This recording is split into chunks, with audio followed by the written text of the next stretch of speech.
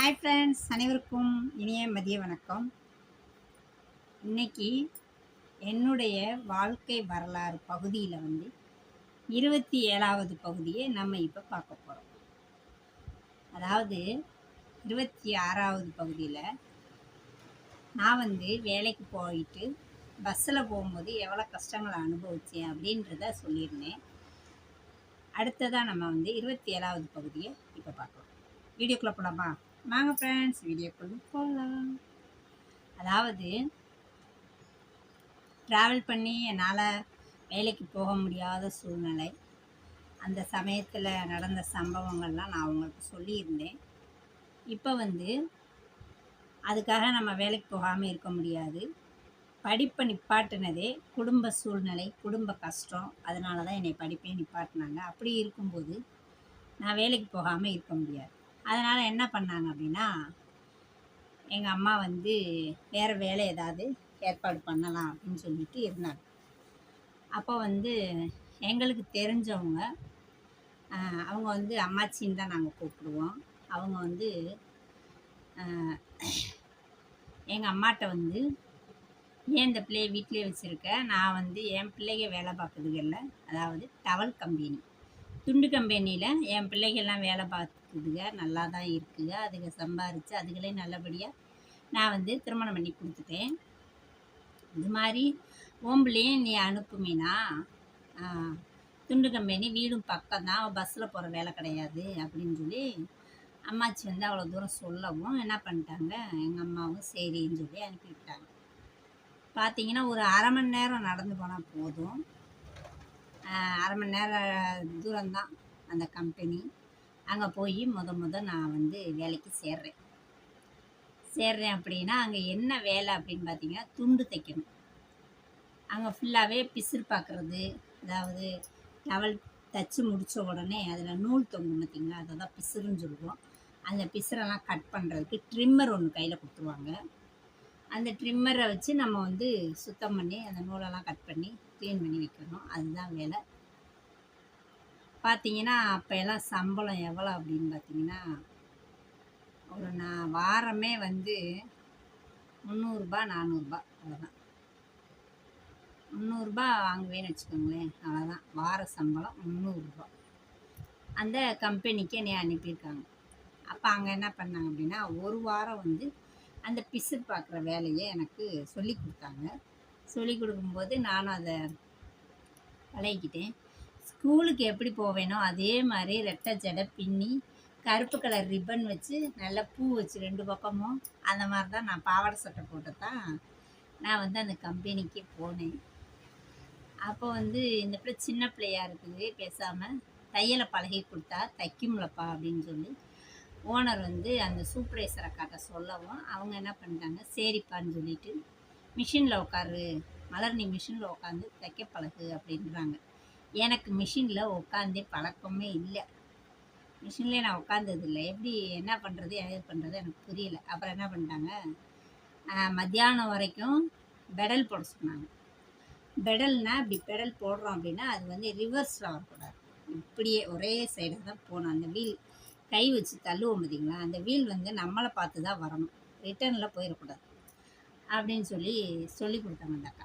சொல்லி கொடுத்தோன்னே நான் என்ன பண்ணிட்டேன், மத்தியானத்துலேருந்து சாயந்தரம் 6 6:30க்கு வேலை முடியும். அந்த 6:30 வரைக்கும் அந்த பெடல் தான் ஃப்ரெண்ட்ஸ். கால்லையே பெடல் போட்டுக்கிட்டே இருக்கேன். பார்த்தீங்கன்னா அது நம்ம போட அது பின்னாடியே தான் போகுது. இழுத்து முன்னாடி இப்படி வைக்கிறேன், நிப்பாட்டி கையை வச்சு தள்ளி விட்டு பழையபடி காலையும் இந்த கை தள்ளுறதையும் லெவலாக கொண்டு போகணும். அப்போ தான் அது விடாமல் ஓடும். அப்படி அன்னைக்கு ஃபுல்லாக ஆகிப்போச்சு மத்தியானத்துக்கு மேலே. சரின்னு சொல்லிவிட்டு, ஆனால் நான் அந்த அதை பழகுறதுக்கு ஒரு 2 நாள் எடுத்துக்கிட்டேன். 2 நாளுமே சம்பளம்லாம் கிடையாது, ட்ரைனிங் மாதிரி. என்னை மிஷினில் உட்கார வச்சு அந்த அக்கா, அவங்க பேர் சரோஜா, சரோக்கான்னு தான் கூப்பிடுவோம். அந்த அக்கா, என்ன பிள்ளை ஸ்கூல் பிள்ளை மாதிரி இருக்கா அப்படின்னு, இப்போ தான்க்கா 10th முடித்தேன் அப்படின்னு சொன்னேன். ஸ்கூல் பிள்ளை மாதிரி இருக்கா அப்படின்ட்டு, ஸ்கூலுக்கு எப்படி போவேனோ அதே மாதிரி அங்கேயும் போயிட்டேன். பார்த்தீங்கன்னா அன்றைக்கி ஃபுல்லாக முடிஞ்சிச்சு. சாயந்தரம் 6:30 மணிக்கு வீட்டுக்கு வந்துட்டேன். வந்ததுக்கப்புறம் பார்த்தீங்கன்னா, திருப்பி மறுநாள் அதே மாதிரி பெடல் போட்டு அதே மாதிரி தைச்சு பார்த்தீங்கன்னா ஒரு 2 நாள் எடுத்துக்கிட்டேன். அதுக்கப்புறம் பார்த்தீங்கன்னா இந்த பார்மாஸ்ன்னு சொல்லி சொல்லுவாங்க. அதாவது 16க்கு 12ஓ 11ஓ தெரியல, சைஸ் மறந்து போச்சு. அந்த சைஸ் வந்து பார்மாஸ். அந்த பார்மாஸை வந்து என்ன பண்ணணும், மூளை மூளைக்கு அப்படியே தைக்கணும். இப்போ 2 நாள் கழித்து காலையில் போனேனே, நீ மிஷினில் உட்காரு, மிஷினில் உட்காந்து வேஸ்ட்டெல்லாம் வேஸ்ட் துண்டு அதை வந்து நூலை மாட்டி தைக்க சொல்கிறோம். நம்ம வந்து பின்னாடி பெடல் போட்டோம் அப்படின்னா ஊசி உடஞ்சி போயிடும். அப்போ ஊசி உடஞ்சி போச்சு அப்படின்னா எத்தனை ஊசி மாட்டுறது? ஆனால் அவங்க கொடுத்துட்டாங்க, நீ தைய அப்படின்னு. டக்குன்னு பின்னாடி போயிடும். வேகமாக பிடிச்சி இழுக்கணும், கையை இழுத்து முன்னாடி கொண்டு வரணும். கொண்டு வந்து இப்படி தைக்கிறேன் பார்த்துக்கங்க. பார்த்தனா வந்துருச்சு. ஒரு வாரம்தான், ஒரு 2 நாள் பெடல் போட்டேன். அதுக்கப்புறம் தைக்க ஆரம்பிச்சிட்டேன். சரி நல்லா தைக்குதுன்னு அப்படின்னு சொல்லிட்டு அந்த வாரத்தில் என்னை விட்டாங்க. நானும் 4 நாள் நல்லா தைச்சிட்டேன். அதுக்கப்புறம் ஒரு காமெடி என்ன அப்படின்னு பார்த்தீங்கன்னா, திங்கட்கிழமை வந்து அந்த துண்டை தைக்கும்போது கரெக்டாக மூளை எல்லாத்தையும் மாற்றி மாற்றி நான் அடிச்சு விட்டேன். அது எத்தனை டஜனா, ஒரு 3-4 டஜன் இருக்கும். ஒரு டஜனே 12 பீஸு.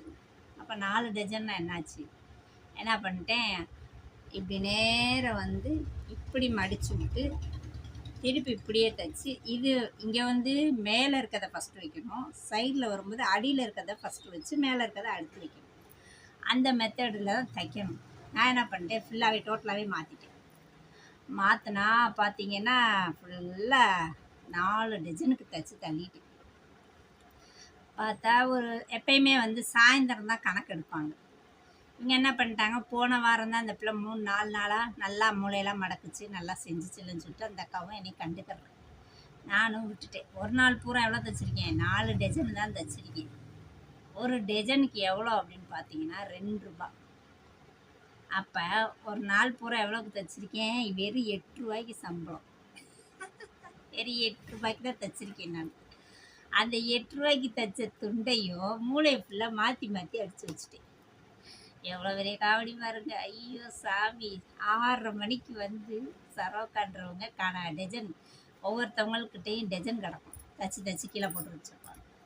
அதை கீழே உள்ளவங்க வந்து ஹெல்ப்பர் வந்து அதை பிசரை கட் பண்ணி துண்டை உதறி மடித்து வைப்பாங்க.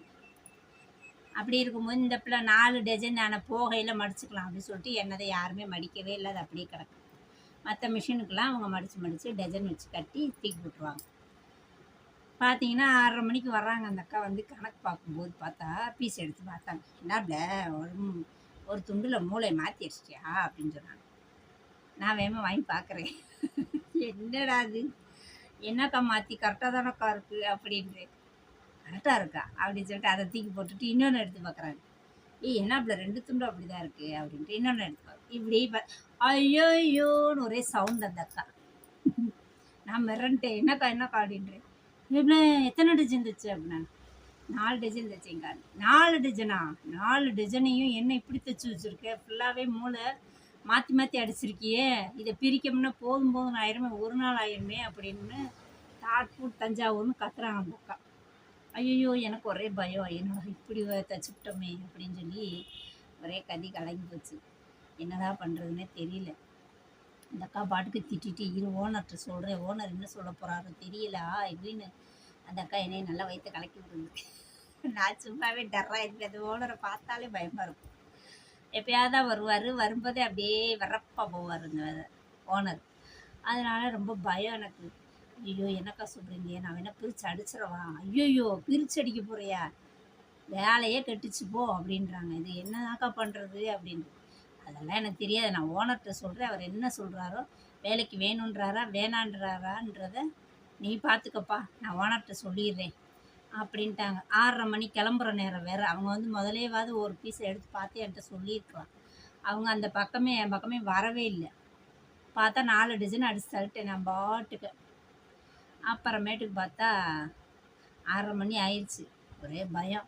சரி என்ன பண்ணுறது, கம்பெனியில் உட்காந்துக்க முடியுமா? 6:30 மணிக்கெலாம் கம்பெனியே க்ளோஸ் ஆயிடும், எல்லாருமே போயிடுவாங்க. சரிக்கா நான் நாளைக்கு வந்து என்னன்னு பார்த்துக்கிறேன் அப்படின்னு. எனக்கு தெரியாதுப்பா ஓனர் வைவா இருப்பா தஞ்சாவூர் கத்து. சரின்னு சொல்லிட்டு நாங்களும் அப்படியே கிளம்பிட்டோம் ஃப்ரெண்ட்ஸ். நான் வந்து ஒரே பயத்தோடு தான் வீட்டுக்கு போனேன். சரி ஃப்ரெண்ட்ஸ், மறுநாள் நான் கம்பெனிக்கு வரும்போது வேலையில் என்னை சேர்த்துக்கிட்டாங்களா இல்லை வேலையை விட்டு வீட்டுக்கு அனுப்பிட்டாங்களா அப்படின்றத நம்ம நாளைக்கு நாளைக்கு உண்மை தொடரில் பார்க்கலாமா? ஓகே, நாளைக்கு தொடர்ந்து வீடியோ பாருங்கள். இனிமேல் தொடர்ந்து வீடியோ வரும். ஓகேங்களா? எனக்கு வந்து சப்போர்ட் பண்ணுங்கள் மக்களே. தொடர்ந்து வீடியோ பாருங்கள். நாளைக்கு இன்னொரு உண்மை சம்பவத்தோடு நம்ம சந்திப்போம். அப்படி இல்லை, இதோட தொடர்ச்சி தான் பார்ப்போம். ஓகே, வீடியோ பிடிச்சினா லைக் பண்ணுங்கள், மறக்காமல் சப்ஸ்கிரைப் பண்ணுங்கள். மலர் ராஜா சேனலுக்கு சப்போர்ட் பண்ணுங்கள் மக்களே. நன்றி, வணக்கம்.